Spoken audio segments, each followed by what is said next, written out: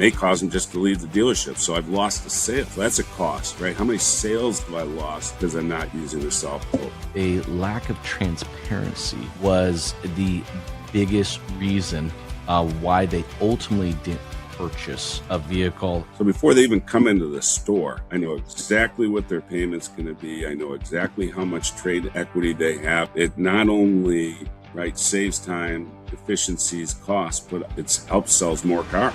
Welcome to the 700 Credit Podcast, the future of automotive finance, compliance, identity verification, and smarter dealership processes. Let's get into it.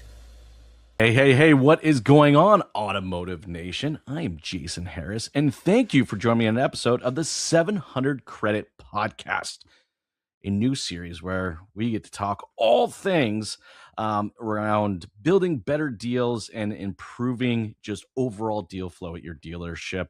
Look, this is going to be a front row seat in conversation that is going to be shaping the future of automotive finance, compliance, and identity verification.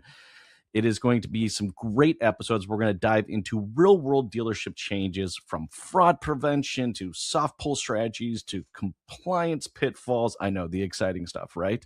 And of course, every other integration is CRM and three-letter acronym we can come up with. Hey, whether you're an F&I office or you're running a BDC or you're leading your dealership, this podcast gives you insights, stories, and tools protect your dealership and improve your overall deal flow. Guys, I have an amazing guest with me.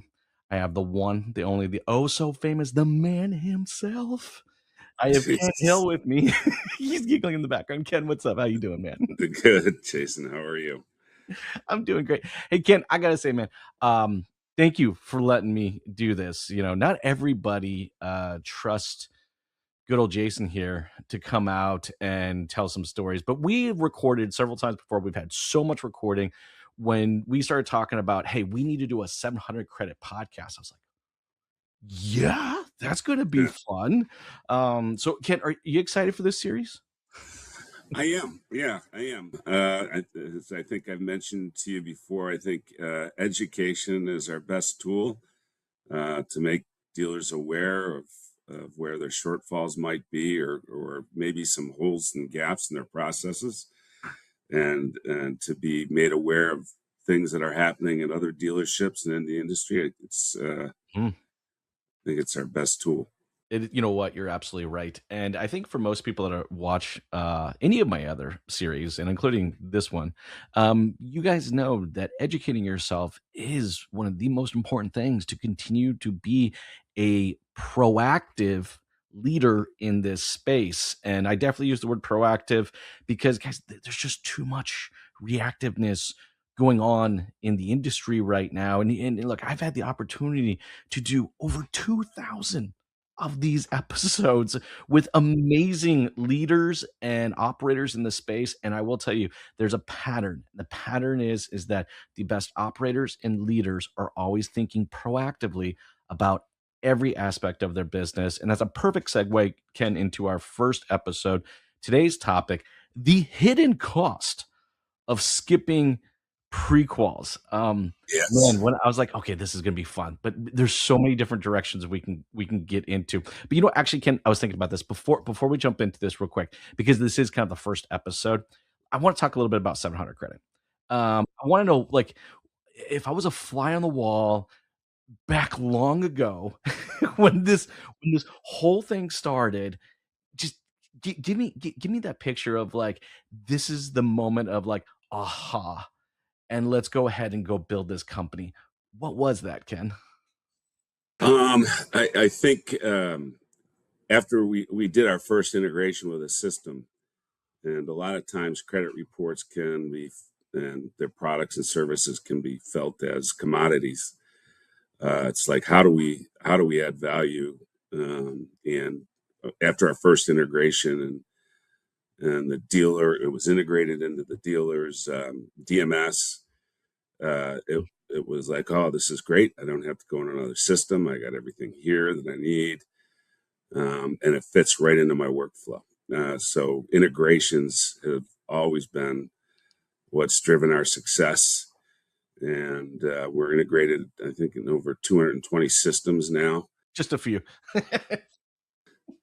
yeah, if you'd stack it in front of you now and say, okay, you got to go integrate to 220 systems, you're probably looking at it's a large project that would not get done overnight. So, but it's our biggest value add, and then we've leveraged that to integrate other types of products and services inside those integrations. So, well, look, that creates efficiencies, and it doesn't surprise me that you guys have grown the way you've grown and have become. I mean, how many rooftops you guys in again? I can't remember after what. we're rated about 20,000. Okay, just a few. Just a few.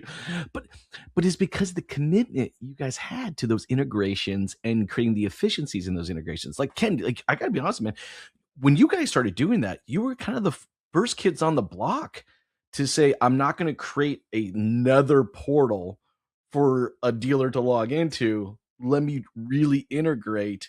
You guys were kind of first to the table. So congrats. Yeah, thanks. I appreciate that. We weren't first, but we were one of the first that I think really started to leverage it. There used to Credco was a company that was out in the marketplace, and they had quite a few integrations into various systems, but they didn't seem like they were delivering all the features and functionality that dealers need to stay in that system. So we sort of expanded on it, and then and built a really good BD team to go out there and drive those integrations into the market. So. Well, and honestly, that's a perfect segue kind of into our first conversation, right? We're going to talk about the hidden costs of skipping prequals, because there is a significant cost of skipping a very crucial step in the process. And as you've all watched my shows before, you know how excited, and I'll get on my soapbox when it comes to processes, right? So let's kick this off, Ken. Why dealers miss opportunities without soft pull or pre-qualified tools? Why dealers miss those opportunities?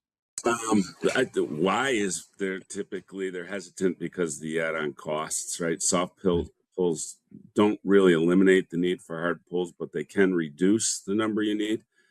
But I would say its cost is probably the number one reason why dealers don't execute. But like the title,